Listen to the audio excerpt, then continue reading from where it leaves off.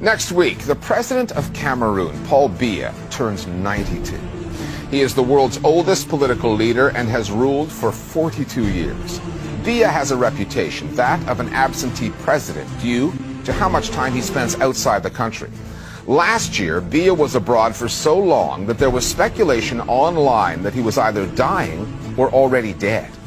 Rather than quashing those rumors with a public appearance or two, Biya simply banned Cameroon's media from reporting on his health.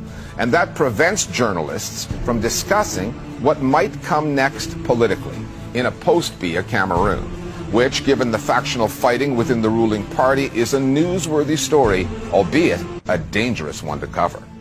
The Listening Post's Nick Muirhead now with producer Blaise Iyong from the Cameroonian capital Yaoundé on the editorial red lines around the coverage of the world's oldest leader. One thing that strikes you when you walk around Cameroon's capital, Yaoundé, is just how many images there are of the president, Paul Biya. Billboards credit him with any hint of progress or development in the country. There are curated snapshots of his presidency scattered around town, painting a picture of a leader who is active and engaged. But the irony is that while Cameroonians are bombarded with these images every day, they very rarely get to see their president in person. This hyper-presence of Biya's image, even though he himself is absent, is not only ironic. It's an irony within the tragedy because he's an absent president, absent in decision-making, absent in the management of the country. Simply put, this is a caricature of a dictatorship. La caricature d'une dictature. Le couple présidentiel en route pour l'Europe, Paul et Chantal Biya ont quitté le Cameroun cet après-midi pour un séjour privé dans une ambiance de départ très conviviale à l'aéroport international de Yaoundé-Nsimalen. What we hear is national radio announcing the president has left the country for a brief private stay in Europe. You don't know whether the president has gone to which European country. You don't know what has taken him there. So they use billboards, they use all the messages, all the propaganda to give a semblance of someone who cares for the people, but which is a sharp contrast of what the president is. For decades, Cameroonians have seen their president 2, 3, a maximum of 5 times a year. They are the official speeches of 31st of December and 11th of February. Mes chers compatriotes, we may catch a glimpse of him as he lands from a visit, and he may say 1 or 2 words to the press as he walks down from the plane. So he has always been absent from the public stage, but we knew he was there. People were sure that he was alive. That assumption was put to the test last year. In early September, Paul Biya attended the China-Africa Forum in Beijing. He then vanished for 42 days. Not only was he absent, he was delinquent on his presidential duties. He was announced to be at the UN, he did not show up. He was announced to be at a conference in France, he did not show up.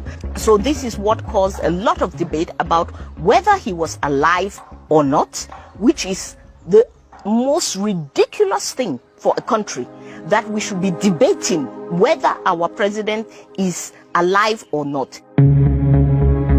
Paul Biya could have ended all of that speculation with a public appearance. He chose not to. Instead, his government, the ruling Cameroon People's Democratic Movement, or CPDM, banned the country's media from reporting on his health.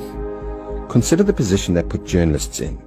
Their 91-year-old president, who had ruled Cameroon for 42 years, was missing for 6 weeks, and they weren't allowed to mention it. So it tells you about the level of media freedom in Cameroon, that an executive gets up in the morning and signs an order saying the media should not report about a certain topic, a topic that is of interest to the people. The people have the right to know where the president is. The people have the right to know if the president is well or unwell. The media may be banned from reporting on the president's health, but Cameroonians know that Biya's days are numbered, and there's no succession plan in place. So factions within the ruling party have begun to jostle for position to keep their access to state resources. There's a power struggle underway.